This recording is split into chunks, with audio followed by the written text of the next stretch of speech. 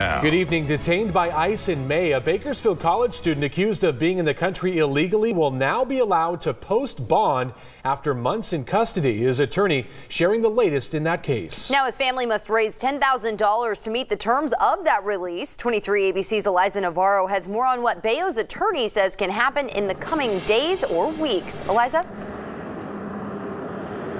Jose Bello remains here in Mesa Verde facility despite the fact that a judge said that he can be released on bond. Now, his attorney says that his family is trying to gather the money to get him out.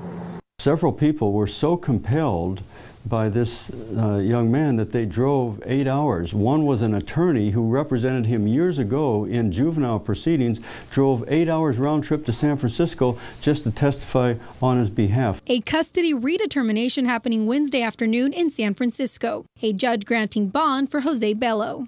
The Bakersfield College student who back in May was detained by ICE agents on campus, facing a charge of entering the country without inspection. His attorney, Wynn Eaton, speaking to 23 ABC Tonight. He's absolutely in grief in that he says he's worried about his child growing up. He talks about watching him. He wants to be able to watch him crawl and how he eats and how he develops, and he just wants to be with his child as much as he can. Bello was also accused of having ties to a gang, but those charges were dropped after ICE reportedly realized they had the wrong suspect. They'll raise the bond. It's just a question of when. I hope they can do it tomorrow, but that might be a little aggressive to find $10,000 to post a full amount of equities by tomorrow. If he's able to post the bond by tomorrow, let's say at 1 or 2 o'clock, I think it's likely he'll be out before the weekend. Otherwise, it's going to be next week one day. Once his identity was confirmed, Bello was still held on charges, but the judge granting bond. I think sometimes ICE is less than objective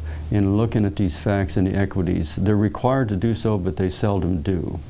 And I think that's terribly unfortunate. According to his attorney, bond hasn't been met, but once it is, he will be able to be released from this facility. Live in Central Bakersfield, Eliza Navarro, 23 ABC.